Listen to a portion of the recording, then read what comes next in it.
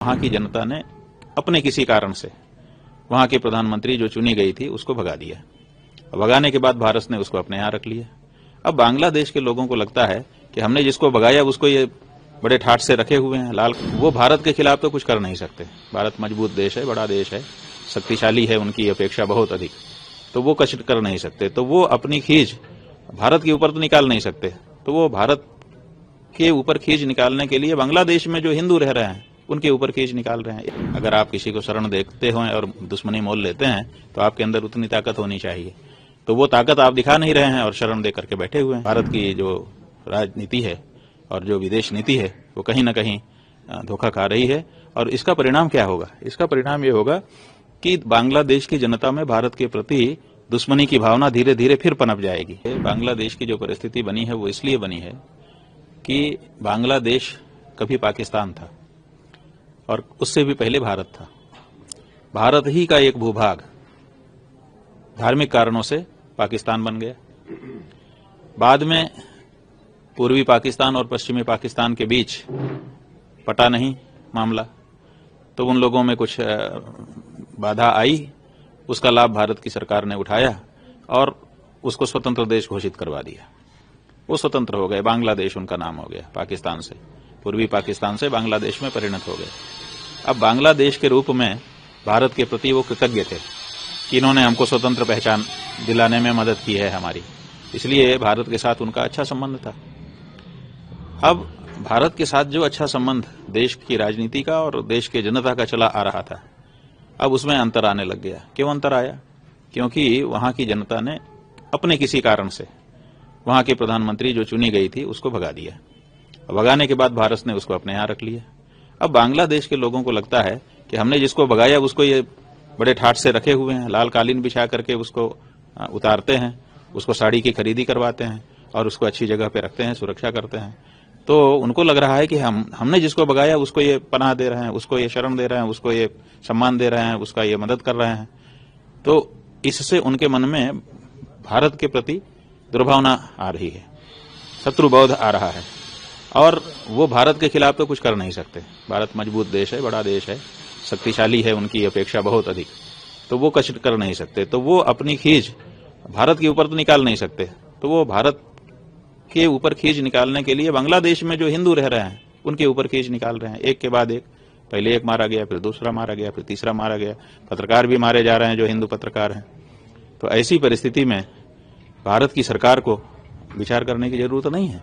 भारत की सरकार को विचार करना पड़ेगा कि हमने जो शेख हसीना को यहाँ पर रखा हुआ है उसका ये परिणाम निकल करके आ रहा है कि हिंदुओं को बांग्लादेश में सताया जा रहा है। या तो हम उनको कह दें कि भाई अब जाइए कहीं और दूसरी जगह रहिए, हमने आपको इतना कर दिया जो करना था, कम से कम अब चली जाएं तो लोगों की भावना सहज हो जाए।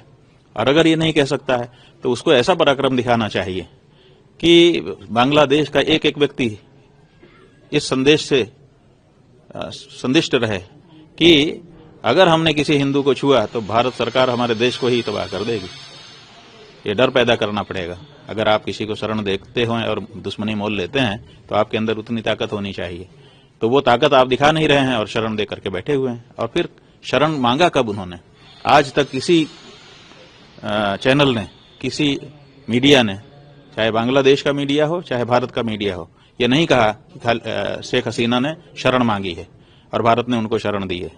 ना उन्होंने शरण मांगा ना आपने शरण दिया, तो शरण की तो कोई बात नहीं है।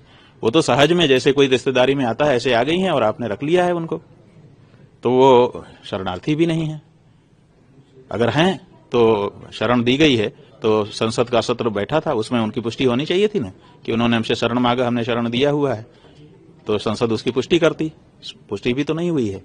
तो इसलिए यहाँ पर भारत की जो राजनीति है और जो विदेश नीति है वो कहीं न कहीं धोखा खा रही है। और इसका परिणाम क्या होगा? इसका परिणाम ये होगा कि बांग्लादेश की जनता में भारत के प्रति दुश्मनी की भावना धीरे धीरे फिर पनप जाएगी।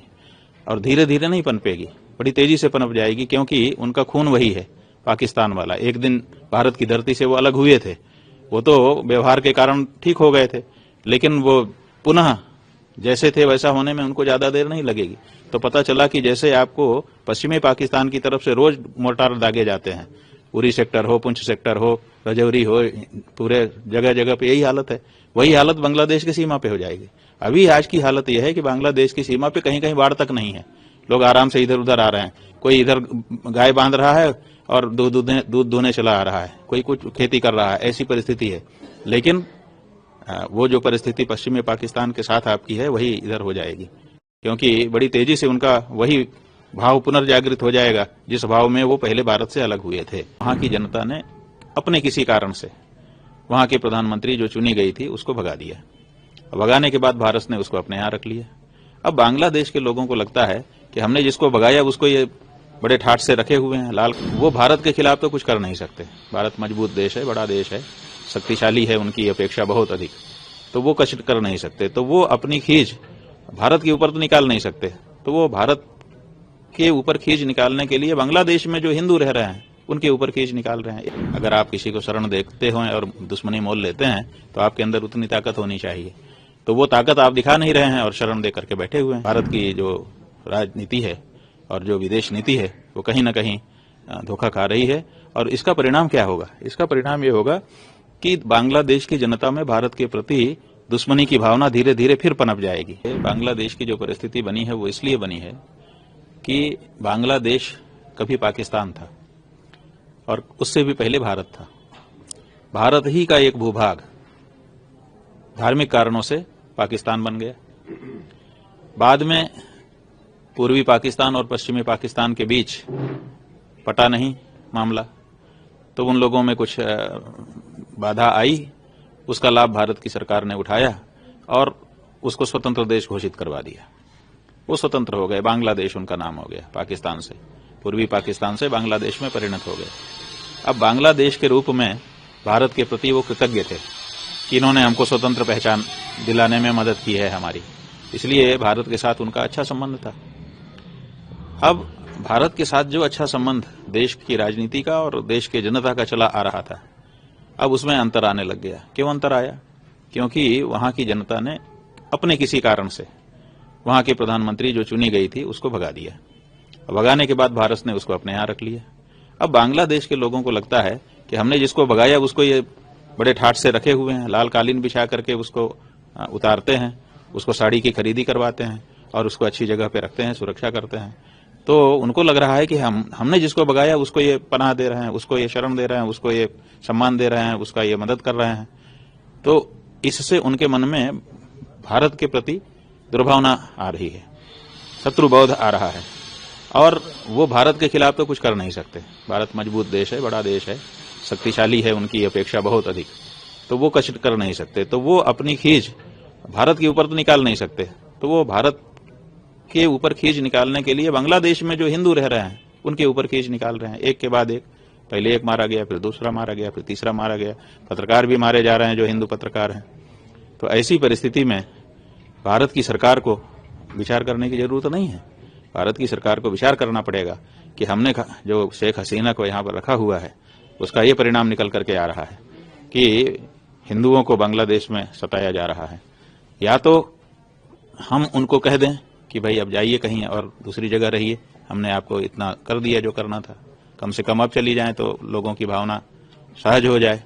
और अगर ये नहीं कह सकता है तो उसको ऐसा पराक्रम दिखाना चाहिए कि बांग्लादेश का एक एक व्यक्ति इस संदेश से संदिष्ट रहे कि अगर हमने किसी हिंदू को छुआ तो भारत सरकार हमारे देश को ही तबाह कर देगी। ये डर पैदा करना पड़ेगा। अगर आप किसी को शरण देखते हो और दुश्मनी मोल लेते हैं तो आपके अंदर उतनी ताकत होनी चाहिए, तो वो ताकत आप दिखा नहीं रहे हैं और शरण दे करके बैठे हुए हैं। और फिर शरण मांगा कब उन्होंने? आज तक किसी चैनल ने, किसी मीडिया ने, चाहे बांग्लादेश का मीडिया हो चाहे भारत का मीडिया हो, ये नहीं कहा कि शेख हसीना ने शरण मांगी है और भारत ने उनको शरण दी है। ना उन्होंने शरण मांगा ना आपने शरण दिया, तो शरण की तो कोई बात नहीं है। वो तो सहज में जैसे कोई रिश्तेदारी में आता है ऐसे आ गई हैं और आपने रख लिया है उनको, तो वो शरणार्थी भी नहीं है। अगर हैं तो शरण दी गई है तो संसद का सत्र बैठा था, उसमें उनकी पुष्टि होनी चाहिए थी ना कि उन्होंने हमसे शरण मांगा, हमने शरण दिया हुआ है, तो संसद उसकी पुष्टि करती। पुष्टि भी तो नहीं हुई है। तो इसलिए यहाँ पर भारत की जो राजनीति है और जो विदेश नीति है वो कहीं ना कहीं धोखा खा रही है और इसका परिणाम क्या होगा? इसका परिणाम ये होगा कि बांग्लादेश की जनता में भारत के प्रति दुश्मनी की भावना धीरे धीरे फिर पनप जाएगी, और धीरे धीरे नहीं पनपेगी, बड़ी तेजी से पनप जाएगी, क्योंकि उनका खून वही है पाकिस्तान वाला। एक दिन भारत की धरती से वो अलग हुए थे, वो तो व्यवहार के कारण ठीक हो गए थे, लेकिन वो पुनः जैसे थे वैसा होने में उनको ज्यादा देर नहीं लगेगी। तो पता चला कि जैसे आपको पश्चिमी पाकिस्तान की तरफ से रोज मोर्टार दागे जाते हैं, उरी सेक्टर हो, पुंछ सेक्टर हो, रजौरी हो, पूरे जगह जगह पे यही हालत है, वही हालत बांग्लादेश की सीमा पे हो जाएगी। अभी आज की हालत यह है कि बांग्लादेश की सीमा पे कहीं कहीं बाढ़ तक नहीं है, लोग आराम से इधर उधर आ रहे हैं, कोई इधर गाय बांध रहा है और दूध दूहने चला आ रहा है, कोई कुछ खेती कर रहा है, ऐसी परिस्थिति है। लेकिन वो जो परिस्थिति पश्चिमी पाकिस्तान के साथ आपकी है वही इधर हो जाएगी, क्योंकि बड़ी तेजी से उनका वही भाव पुनर्जागृत हो जाएगा जिस भाव में वो पहले भारत से अलग हुए थे।